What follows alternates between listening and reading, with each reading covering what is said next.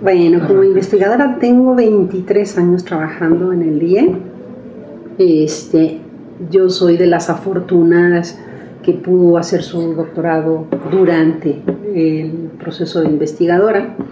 Yo me formé con Emilia Ferreiro, para mí es una gran maestra y además un referente nacional e internacional en todo lo que tiene que ver sobre alfabetización y psicolingüística. Y he explorado diferentes líneas.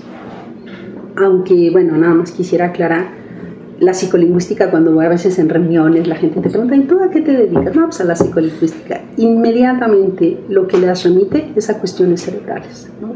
Pareciera que la psicolingüística fuera un sinónimo de neurolingüística, ¿no? Y no es lo que ni hacemos aquí, ni esa es la línea que yo manejo. Psicolingüística en el sentido de que la psicología pues trata de entender y explicar procesos cognitivos, ¿no? Y de la parte de lingüística pues estoy interesada en un campo específico que es el lenguaje, pero no el lenguaje oral, el lenguaje y la cultura escrita, leer y escribir. Y desde un punto de vista de investigación, que desde la psicología me interesa conocer la psicología del desarrollo, la psicología evolutiva, es qué pasa con estos procesos mentales, cognitivos, de pensamiento, de razonamiento, desde los chiquititos, preescolares, hasta la secundaria, que es el rango que yo trabajo de educación básica. ¿Qué pasa? ¿Qué cambia? ¿Qué se mueve? ¿Qué se detiene? Para explicar la evolución y el desarrollo de la adquisición de la lengua escrita, ¿no? En el terreno de la escritura, en el terreno de la lectura. Es obvio para todos que un niño no sabe leer y de pronto sabe leer. Es obvio para todos que comete muchas faltas de ortografía y evoluciona y consolida.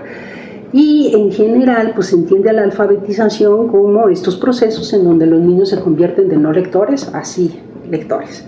Y creo que lo que hacemos en esta perspectiva de la psicolingüística con un enfoque psicogenético es cambiar la idea del no al sí. No se puede, ahora sí se puede. Ajá, y la pregunta es, ¿qué sucede en ese pensamiento que transforma un no en un sí? O sea, no me conformo con saber algo no se puede hacer y sí se puede hacer. Yo estudio estos procesos. ¿Qué pasa desde aquí hasta acá? Y mi premisa fundamental es que no existe un no se puede o no se sabe o no se entiende. Siempre hay un saber. Siempre hay un saber explícito o implícito que es el que fundamenta las nuevas adquisiciones. Entonces, desde este punto de vista psicológico, hay que rastrear hacia atrás los antecedentes de los conocimientos que soportan la adquisición de los nuevos. Entonces, uno no puede decir que a los 5 años un niñito que entra en preescolar no sabe nada de la cultura escrita, y eso es falso. Es muy fácil demostrar que eso es falso. Entonces, ¿qué adquirió? ¿Cómo lo adquirió?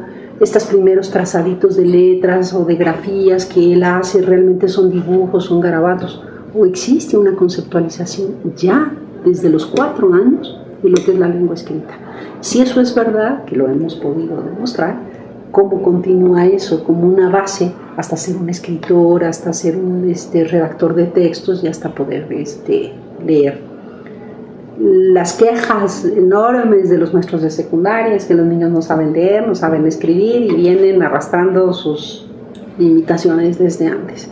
Entonces, eso tampoco es totalmente verdadero, porque siempre hay saberes mejores o menos consolidados, y la investigación que yo hago en psicolingüística es explicar esos saberes. O sea, para lo que a los ojos de los docentes son errores, son equivocaciones o son problemas en el conocimiento, mi tarea es mostrar que atrás de eso hay un saber. ¿Y cuál es ese tipo de saber? Yo he trabajado en poblaciones monolingües con habla hispana, o sea, chavitos que hablan español, y mi tesis de doctorado fue con chicos mayas. Entonces, estos mismos estudios de conocer el proceso de adquisición de la lengua lo hice con chicos mayas en contextos que aparentemente eran bilingües, pero pues que los alfabetizaban en español. Entonces, pues yo estudié cómo conceptualizaban la escritura de su lengua maya que nadie les enseñó a escribir. Entonces, quiero poner muy en acento en eso, que una mirada distinta es cómo les puedes preguntar a un niño que te digan algo de lo que no saben nada.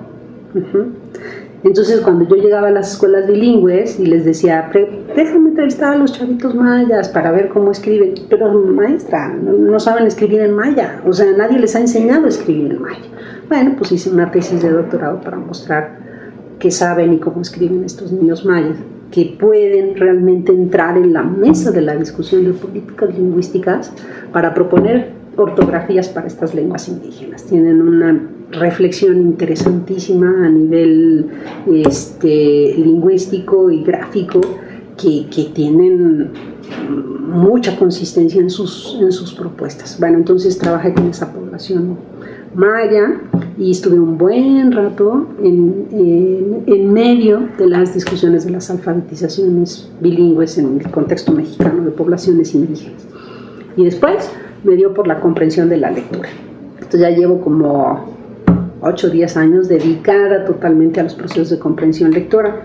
¿Por qué? Porque desde que entra el Programa Nacional de Lectura, México entra a la OCDE, existe la prueba de PISA, la discusión nacional e internacional México es un país de no lectores, los chicos no saben leer, tenemos una pésima comprensión lectora. Entonces, bueno, son cuchillos que a uno le entran bien y trata de decir, pues no necesariamente esto es así o sí, pero vamos a estudiar. Entonces, me he dedicado a estudiar primaria y secundaria, procesos de comprensión lectora en texto informativo de contenido histórico. Y además, bueno, ya uno va haciendo así como en el microscopio, le va ajustando la lupa, porque si te quedas con un problema demasiado grande, pues no es posible explicarlo. Entonces decidí estudiar el texto narrativo, informativo, de contenido histórico a lo largo de primaria y secundaria, porque justamente es un texto narrativo que es muy bueno para entender todas las dificultades, para entender quién es quién, dónde es dónde y cuándo es cuándo. Porque si tú no entendiste que la época de la Revolución Mexicana sucede en tal época, pero resulta que es la independencia, ¿no? Y no entiendes que entre septiembre y noviembre pasaron 100 años de diferencia, pero en tu escuela lo festejas como la siguiente festividad, no alcanzas a entender esa dimensión temporal. Entonces, la historia permite comprender muchísimo las limitaciones que tienen los chicos para organizar temporalmente los sucesos, ¿no? Y las personas. De pronto Benito Juárez podía ser equiparado, puede ser equiparado a Cristóbal Colón y todo esto que sí sabemos. Hay mucha dificultad para los alumnos, pero no basta con decir sí hay la dificultad, sino por qué y en dónde está, ¿no? Entonces, por la misma razón, y me regreso a por qué escogí estudiar la población maya, es porque es un privilegio en nuestro país, tiene muchísimas ventajas. Es una población que está perfectamente bien ubicada en el sureste. Es Yucatán, Campeche y está bien acotadita. Es una población etnia orgullosa de su historia y se sabe perfectamente bien que esa tradición cultural que ha dejado este legado de la cultura maya, para ellos es un orgullo. Y eso no es igual para las otras poblaciones indígenas. Los náhuatl están regados por todo el país y además son poblaciones muy chiquitas. La lengua maya es la segunda más hablada del país después del náhuatl. Pero entonces, ¿por qué digo esto?